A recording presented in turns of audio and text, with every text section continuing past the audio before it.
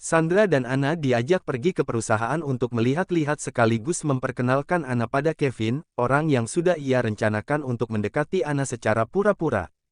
Selamat pagi, Tuan Harun. Sapa Kevin menjabat tangan Harun. Pagi, perkenalkan dia istri saya, Sandra. Ucap Harun memperkenalkan Sandra sebagai istrinya. Sandra, kata Sandra dengan sopan sambil menjabat tangan Kevin. Dan dia adalah Ana. Adik saya, ucap Harun lagi giliran memperkenalkan Ana. Ana, kata Ana menjabat tangan Kevin dengan sopan. Aska melirik kedua orang itu dan berusaha untuk tetap tenang meski ada rasa aneh yang menyerang dalam dirinya. Baiklah, Pak Harun, silahkan, tutur Kevin mempersilahkan Harun untuk masuk ke dalam ruangannya. Pak Kevin, besok bisa ikut saya? Tanya Harun membuat pria muda itu mengerutkan keningnya. Maaf, Pak, kemana ya? Tanya Kevin. Ke pantai, saya mau ajak istri saya ke sana dan kamu mungkin bisa menemani adik saya yang jomblo ini. Jawab Harun membuat Ana melototkan matanya tak suka. Hahaha, baiklah, Tuan, akan saya temani adik Anda, lagi pula Ana gadis yang cantik, akan sayang sekali jika sendiri dia saat menikmati keindahan pantai Makassar. Kelakar Kevin membuat semuanya tertawa kecuali Aska yang tampak memasang wajah datarnya. Saya tersanjung mendengar pujiannya, Pak Kevin, sahut Ana masih dengan tawa yang bersemayam di wajahnya.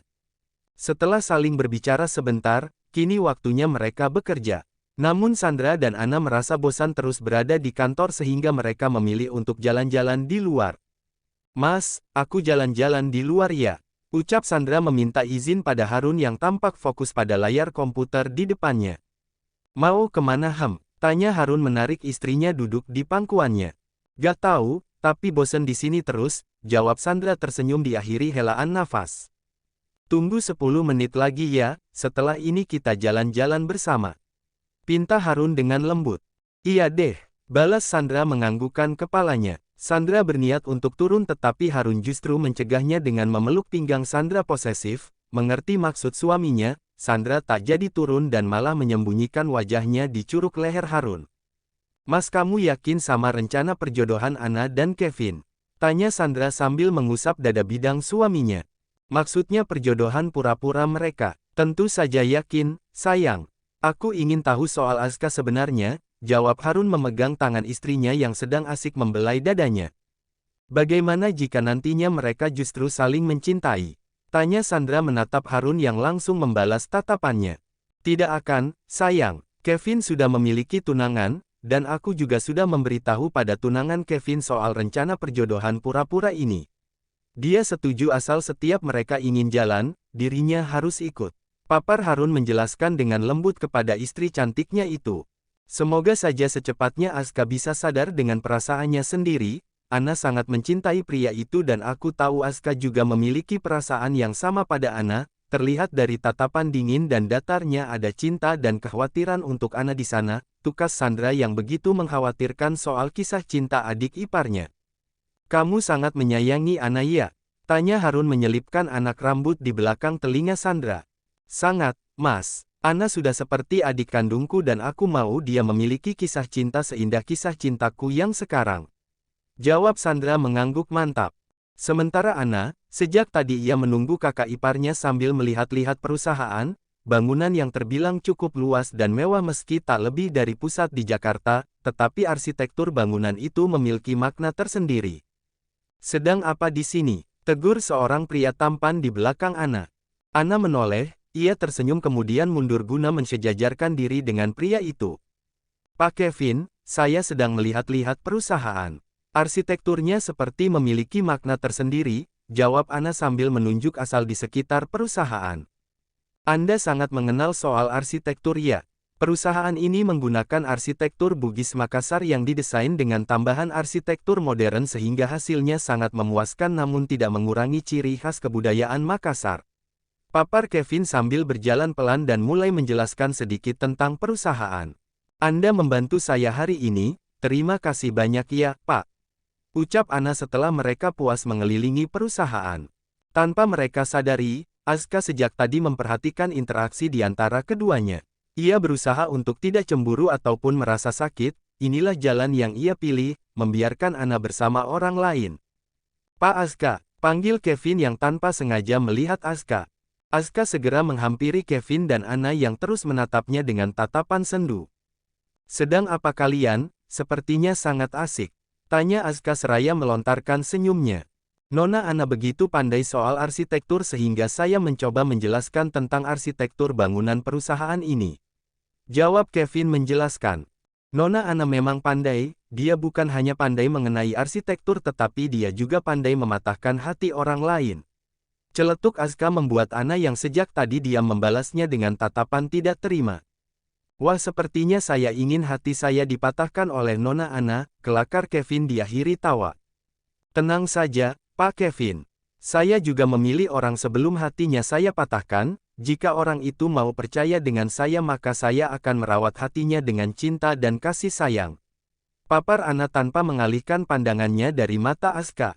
Asuka memandang Anna dengan tajam begitupun sebaliknya, semangat dalam diri untuk mendapatkan Asuka semakin membara dan ia juga tahu apa yang harus dilakukannya untuk memecahkan gunung es dalam hati Asuka saat ini. Saya masih ada urusan, permisi. Pamit Anna kemudian pergi meninggalkan Asuka yang masih belum mengalihkan pandangannya dari Anna. Saya juga permisi, Pak. Pamit Kevin setelah beberapa saat Anna pergi. Asuka menahan nafasnya, ia berusaha keras untuk menahan gemuruh di dalam hatinya. Tatapan tajam Anna dan bagaimana gadis itu mengucapkan kalimat menyindir membuatnya seakan tertusuk ribuan pisau yang menyayat hatinya, meskipun tidak bisa diberenangi. Pantai Losari masih bisa untuk dinikmati dengan berfoto-foto di beberapa tempat yang instagramable banget. Seperti yang dilakukan Sandra dan Harun saat ini, mereka asik berfoto bersama dengan keindahan pantai sebagai background. Masih lucu, lagi-lagi. Seru Sandra melihat hasil jepretan Asuka yang sangat bagus meski hanya dengan kamera ponsel. HP lu bagus Sen, astaga bukan kayak HP gue yang kentang ini. Iya, ayo kita foto yang banyak. Sahut Harun, ia tidak akan bisa menolak keinginan istrinya itu. Setelah beberapa foto berhasil dijepret, kini gantian giliran Anna yang meminta difotokan oleh Asuka. Anna mengambil beberapa pose cantik untuk sekedar memenuhi laman Instagramnya. Kak Asuka, tolong sebentar lagi ya. Pinta Anna kemudian menarik tangan Kevin untuk ikut berfoto dengannya. Asuka terdiam, melihat bagaimana pose yang diambil gadis itu membuat Asuka rasanya begitu lemas. Bagaimana tidak, Anna menggandeng tangan pria itu bahkan terlihat seperti memeluknya. Nona, sepertinya pose gendong bagus.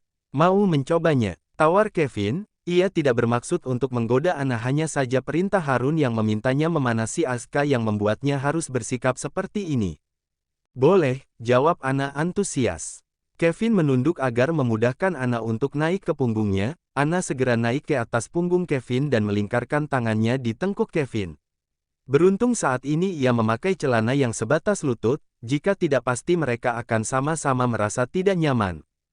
Kak Asuka, ayo fotokan. Pinta Anna dengan semangat. Namun ia juga tidak mungkin menunjukkan ketidaksukaannya di depan Kevin juga. Meski terasa berat, Asuka berhasil memotret kebersamaan Anna dan Kevin dengan berbagai gaya. Setelah keduanya merasa puas, mereka bergegas pergi ke tempat Sandra dan Harun yang asik menikmati es kelapa. Ayo, Kak Asuka, ajak Anna memandang Asuka dengan senyuman kemenangan, tentu sejak tadi ia menyadari perubahan sikap Asuka yang terlihat sedang cemburu. Mereka masuk ke dalam kamar masing-masing karena lelah seharian bermain di pantai. Sandra juga terlihat sangat kelelahan hingga yang bisa ia lakukan hanya bersandar pada dada suaminya.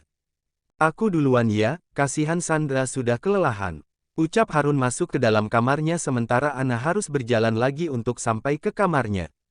Anna berjalan menjauhi kamar kakak dan kakak iparnya, ia juga sudah sangat lelah dan tidur adalah salah satu penghilang rasa lelah yang melanda tubuhnya saat ini. Belum sampai ke kamar, tiba-tiba ada yang menarik tangan Anna dan membawanya masuk ke dalam kamar yang tentu Anna tahu siapa pemilik kamar itu. Lepas, ucap Anna menepis tangannya sendiri dari cengkraman tangan Asuka. Maksud kamu apa, Nah sama Pak Kevin, ngapain kamu ambil pose sampai harus gendongan gitu? Tanya Asuka tidak suka, sejak tadi ia ingin bicara pada Anna namun terhalang oleh Kevin. Kenapa? Kak Harun berencana untuk menjodohkanku dengannya. Apa pedulimu, kau bukan siapa-siapa. Jawab Anna sewot. Aku gak suka, Anna, kamu itu cuma milik aku. Seru Aska, biarlah hari ini ia meluapkan semua emosi dan cinta yang menggulung di dadanya. Apa? Omong kosong. Kau bahkan menolak mendengarkan ucapanku, kau memintaku untuk menjauhimu kan dan inilah yang aku lakukan. Balas Ana tersenyum mengejek. Aku tidak akan membiarkan rencana perjodohanmu itu terjadi, kau hanya akan menikah denganku. Tekan Aska menatap Ana sungguh-sungguh. Ana terdiam, tatapan keseriusan yang Aska lontarkan padanya justru membuatnya takut. Secepat inikah Aska menyadari perasaannya? Benarkah, apa kau berani melawan kakak? Tanya Ana menantang.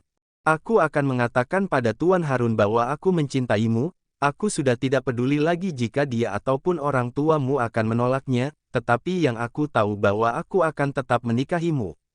Papar Aska membuat Ana membeku di tempatnya. Berapa kali harus aku katakan bahwa kakakku dan kedua orang tuaku tidak akan menolak hubungan ini?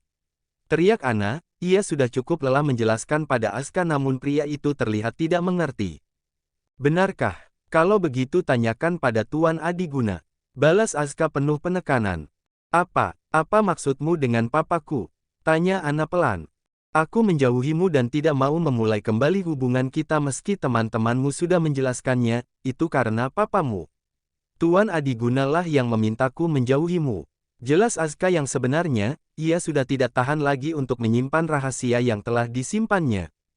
Itu tidak mungkin, bantah Ana tidak percaya, papanya tidak mungkin seperti itu. Itu benar, kau ingat malam di mana kita pulang bersama setelah jalan-jalan di taman, malam itu papamu memergoki kita bersama. Dia menghampiriku dan mengatakan bahwa aku adalah pria yang baik tapi dia tidak mau kau menikah dengan orang yang kau cintai. Sahut Aska menatap Ana yang tidak percaya padanya. Aska, teriak Harun memanggil Aska yang mana membuat keduanya terkejut. Mas, ucap Sandra pelan sambil mengusap tangan suaminya, ia tidak mau suaminya itu sampai marah besar. Mereka berdua datang ke kamar Aska karena Sandra tanpa sengaja melihat Ana yang ditarik Aska ke kamarnya, karena takut ada masalah akhirnya Sandra mengajak sang suami kemari. Apa maksud perkataanmu? Tanya Harun masih mencoba untuk tenang. Seperti yang Anda dengar, Tuan.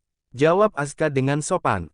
Papaku tidak mungkin seperti itu, apa alasannya melakukan itu Bantah Harun, ia sama tidak percayanya dengan Ana mengenai papa mereka.